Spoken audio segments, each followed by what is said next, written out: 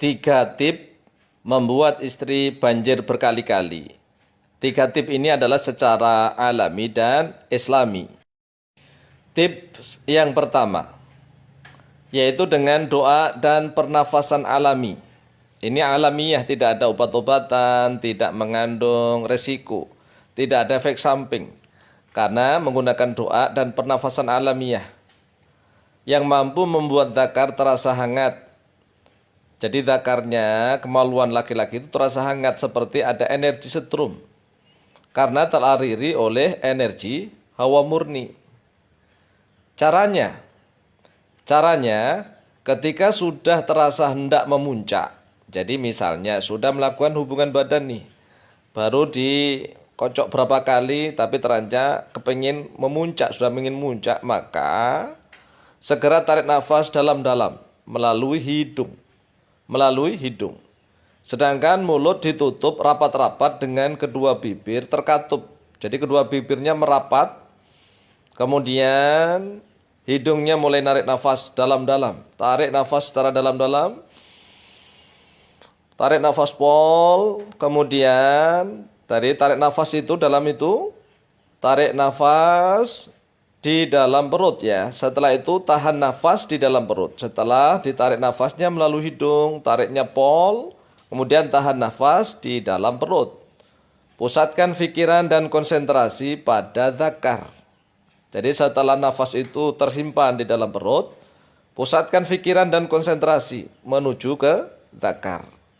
Kemudian usahakanlah, ya perintahkan di dalam hati agar nafas itu, hawa murni itu alirkan dari perut menuju ke zakar. Jadi alirkan hawa murni dari perut menuju ke zakar.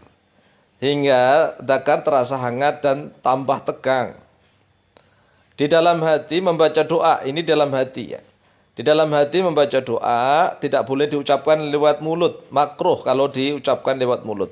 Tapi cukup di dalam hati membaca doa Allahumma qawwi zakari fa innahu manfa'atun li ahli bihaqqil anbiya'i wal mursalin shalawatullahi wa salamuhu alaihim ajma'in. 3 kali. Allahumma qawwi zakari fa innahu manfa'atun li ahli bihaqqil anbiya'i wal mursalin shalawatullahi wa salamuhu alaihim ajma'in. Allahumma qawwi zakari fa innahu manfa'atun li ahli bihaqqil anbiya'i wal mursalin shalawatullahi wa salamuhu alaihim ajma'in. Dan setelah 3 kali itu, hembuskan nafas pelan-pelan, ya, nafas dihembuskan pelan-pelan lewat mulut. Jadi setelah nafas ditarik disimpan ke dalam perut sambil membaca doa di dalam hati 3 kali. Kemudian setelah 3 kali, hembuskan nafas pelan-pelan melalui mulut. Dihembuskan, selesai. Kemudian tahan nafas sedikit. Ya, adapun artinya doanya adalah Allahumma ya Allah qawwi, kuatkanlah oleh engkau zakari pada kemaluanku. Fa innahu manfa'atun li ahli, karena kekuatan zakarku itu manfaatun, yaitu bermanfaat, li ahli untuk istriku. Jadi kita mohon kekuatan kepada Allah. Allahumma qawwi zakari fa innahu manfa'atun li ahli, ya Allah. Ya. Kan ini belum apa-apa kok masa mau muncak. Kemudian tarik nafas itu tadi. Nafas pelan-pelan ya, tarik nafas dalam-dalam. Setelah ditarik nafas dalam-dalam disimpan ke dalam perut. Saat menahan nafas dalam perut itulah membaca doa itu tadi Allahumma qawwi zakari fa innahu manfa'atun li ahli. Ya, karena memang kuatnya zakar itu untuk manfaat untuk istrinya. Bihaqqil anbiya'i wal mursalin, dengan haknya, kebenarannya para nabi dan utusan. Karena para nabi dan utusan itu sangat kuatnya. Sangat kuat prima mereka. Maka bihaqqil anbiya'i wal mursalin, kemudian kita baca sholawatullahi wa salamuhu alaihim ajma'in. Ya, begitu. Ini doanya dihafalkan dulu. Tapi ingat, di saat sudah praktek jangan terucap oleh lisan, tapi cukup dibaca di dalam hati. Selanjutnya, tips yang kedua. Tips yang kedua yaitu tanyakan pada istri. Jadi bertanyalah kepada istri. Karena kan sudah suami istri, ngapain malu-malu?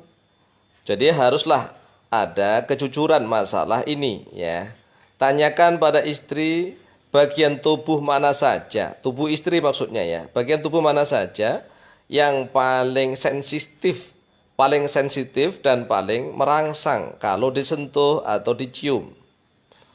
Kemudian termasuk juga tanyakan menusukkan zakar itu kira-kira ke arah agak ke kiri atau ke kanan ataukah lurus ya ke depan. Jadi ini bisa ditanya. Jadi nggak usah malu-malu. Seorang suami bertanya pada istrinya. Istrinya juga nggak boleh malu-malu menjawab, harus jujur.